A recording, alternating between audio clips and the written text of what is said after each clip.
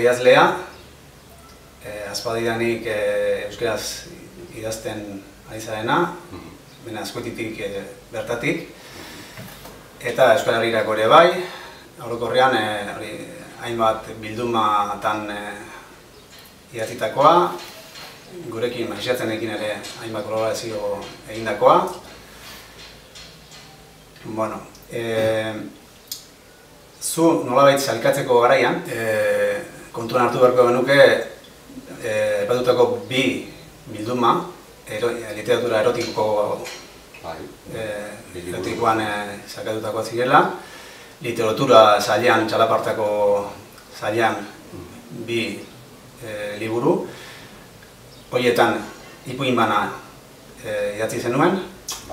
Gero, horietaz aparte, Kondoi Urrunak izeneko liburu ere bai, 2001an, okerrez baliman nago, edo bian, hori ere literatura sailean, hori osorik zeure liburu edezu, ipuinez osatutako hori ere. Orduan, horiek kontuan hartuta eta bereziki kontuan hartuta azken aldian, orain gutxi Hendaian irabazi duzun bigarren sari hori Maitasun Gutunen sariketan, zeure burua nola deskribatuko zenuke idazle bezala? Zientibetasunetik abiatzen den idazle bat zara, edo nola deskribatuko zenuke zeure idazkera? Nero batean nola ikusita, arrakasta izan dudanean, izan dut gehien bat literatura erotikoan eta Maitasun hori lehiaketa hortan ere bai, zientibetasunaren aldetik zientibetasuna darie nire idatzi ia guztiei. Baina nik uste orokorrean literatura beti da zientibetasuna aldetik idatzia. Pertsonak gara, idazten dugu, sentitzen dugu, eta ia edozein nobelatan, edozein laberretan, edozein ipuinetan beti azaltzen da alako sentimendu bat, zientibetasun bat. Beraz, orokorrean, igual nik gehiago garatu dudalako hori, nire sentimenduak azaltzeko gaitasun bat garatu dut nahi gabe, eta beti horra jotzen dudanean, igual gehiago lortzen dut, edo estima gehiago hartzen dut nire idazkiekin, nire lanekin. Baina gaina, ala baldin bada, harro naiz.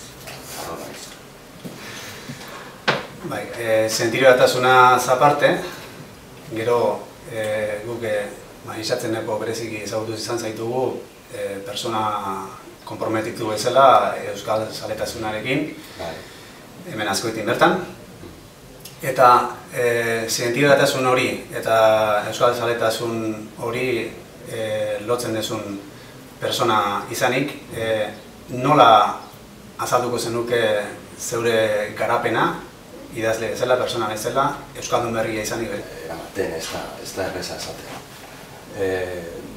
Hasi nintzen 22 urterekin edo euskera ikasten serio, erabaki hartuta, ni joango naiz euskara ikastea, nire erabakia da, eta da prozesu bat, pausoz pauso egiten den prozesu luze bat da.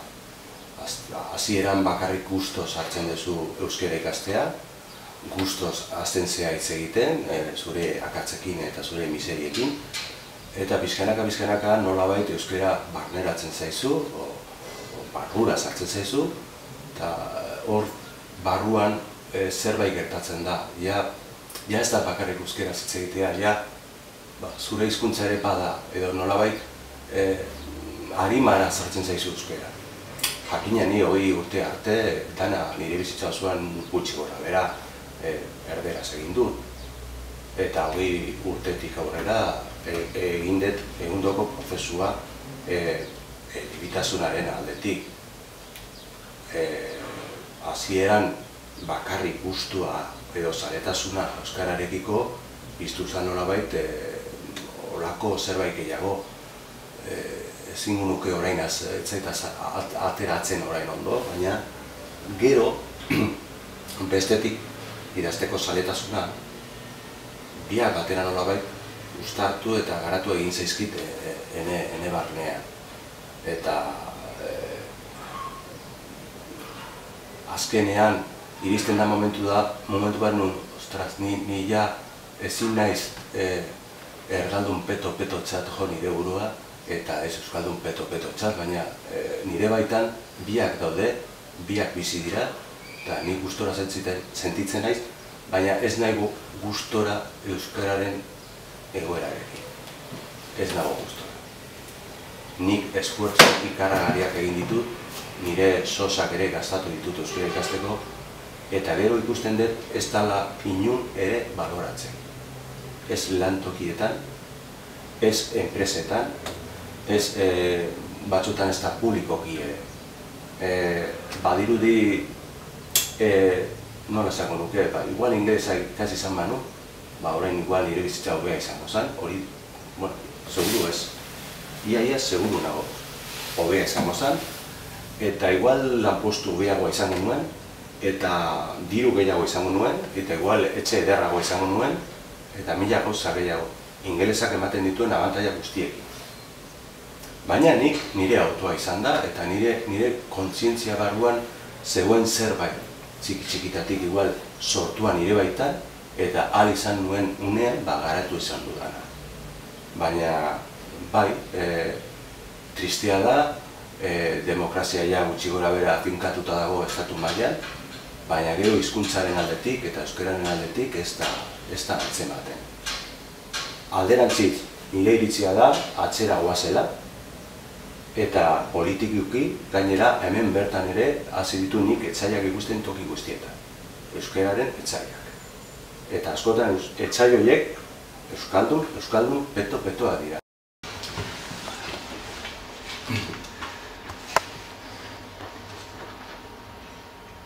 Eta zeu Azkoitiar euskaldun berria izan da, komentatu izan duzu lehen ere, Azkoitia ez dela plazarik egokiena, bertako, Azkoitiar euskaldun berrientzat.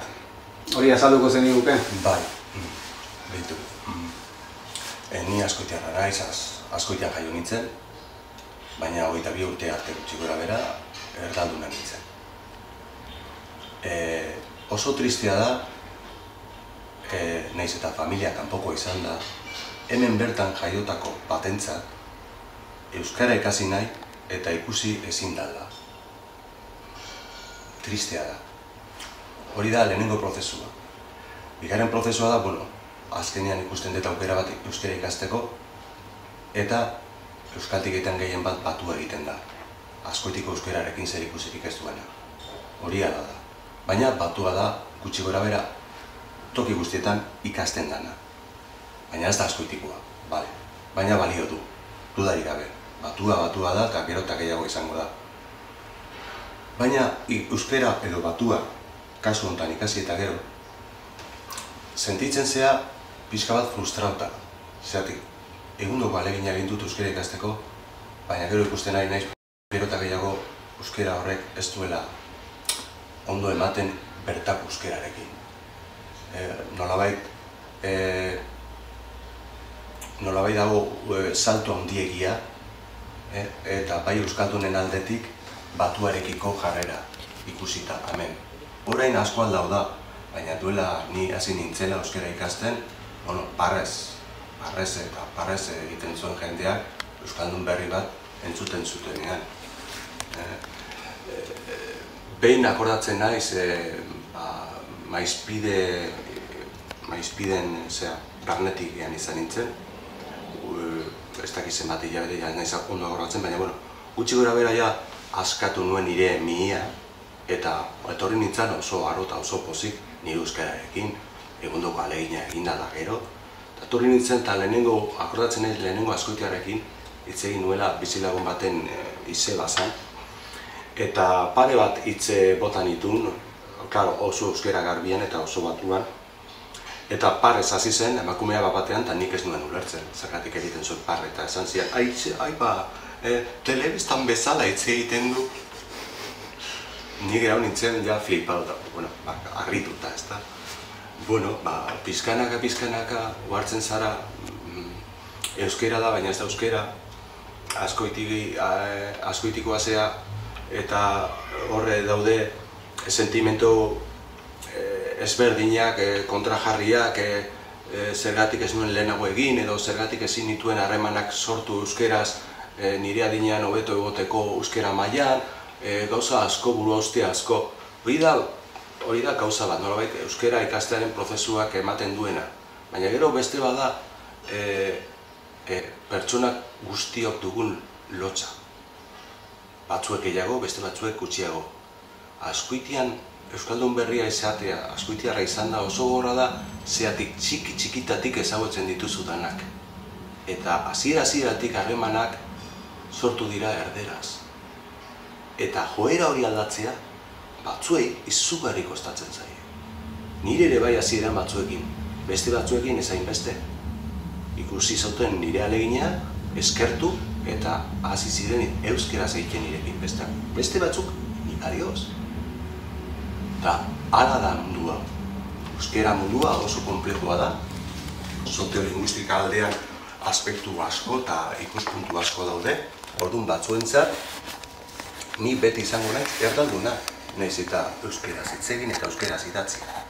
Eta ulertzen dut, badaki zer dagoen mundu honetan eta ulertzen dut. Baina gogorra da, kalera irten eta zure txikitako ezagun bat euskeraz hasi eta sentimendu hori, kontxo, eske orain arte zurekin dan erderaz egin dut, dan erderaz bizi dut. Eta harreman horiek aldatzea izugarri kostatzen. Eta gainera gehiago Azkoitiko euskerarekin.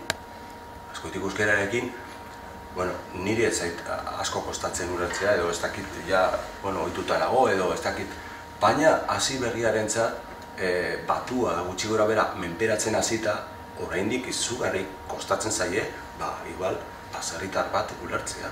Eta nik ulertzen dut, baina aldi berean ulertzen dut baserritar horrek ni ikusten bana erdaldun bezala, kostako zaiola izugarri bere euskera ederrean nirekin hitz egitea, nirekin egitea.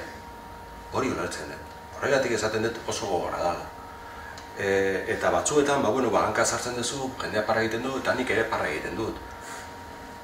Baina hori denborarekin nolabait menperatu edo, eta gero eta katz gutxiago egiten dira, eta aurrera egiten duzu, eta gero eta hobeto, eta animo, eta gogonez.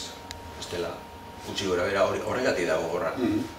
Eta gero, dago bestetik, ene ustez, aipatu garrekoa,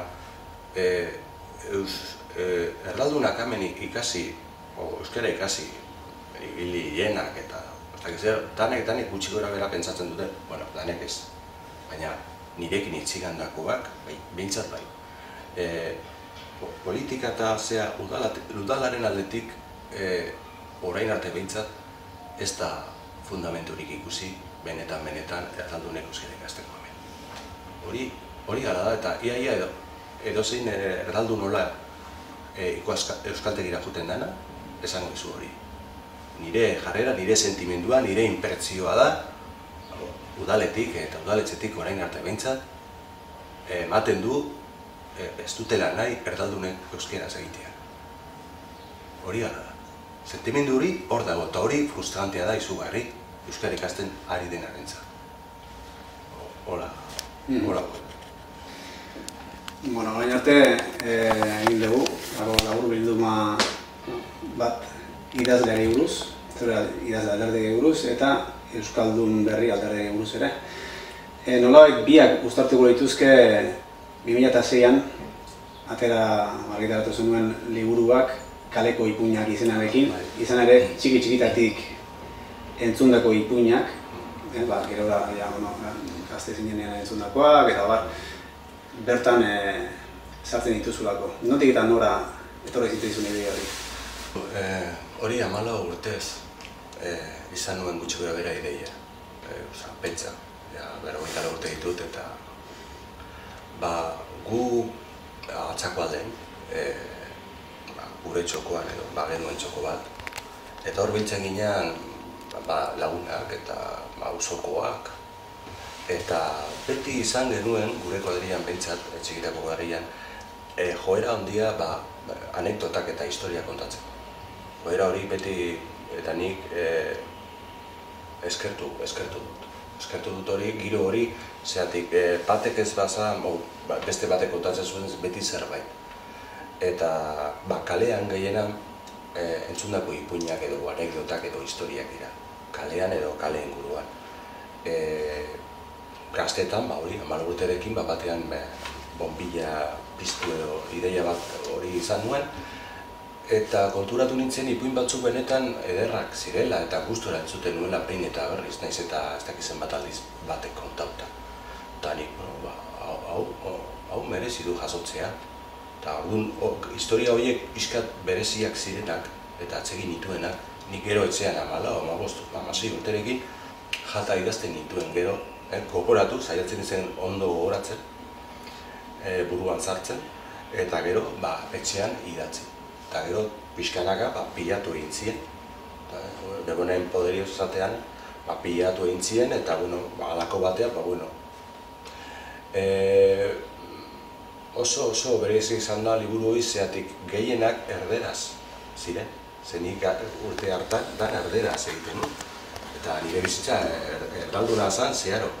Orduan, ipuin gehienak bat edo pikenduta danak ziren erderaz. Orduan egin nuen egundoko esfortzua euskaratzeko eta gero liburu bat eratzeko. Eta liburu egin aurretik egin nuen gainera esperimento berezi bat. Nik, ahozko ipuinak dira, kalean entzundak. Osea, ahoz entzundako ipuinak dira, transmititutakoak. Orduan egin nuen grabadora batean, nik ipuin horiek kontatu. Gero entzun, eta entzuna ala idatzi. Baina gero konturatu nintzen, ahozko registroa ez dela gauza bera idatzitakoa. Eta ahoz, grabadoratik entzuten zana, oso ondo entzuten zan, baina gero idatzita oso goizki gelditzen zan. Ez zan ez literatura, ez ipuina, ez ezer, desastre bat. Orduan egin nuen, grabatutako zinta horietatik pixka bat testua atera, liburua lortu arte. Eta hola eman ditu igual 5 urte, bakarrik hori egiteko. Lan ikaragarria, baina orain oso gustora nago. Eta gustora nago gehien bat, nire mutiko hura 14 urte zituena, ideia hori nolabait egia bihurtu da. Hori politia da, niri behintzatulako gauzak izugarri atsegin ditut eta... Ederki besterik gabe honen hasi bukatuko genuke eta eskatuz gurekin jarrai dezazula, orain blogari bezala ari zera web barruen eta berdin segitzeko eskatuko genizuke. Mila esker. Eta segi ondo, urren arte. Eta zuere. Bukatu.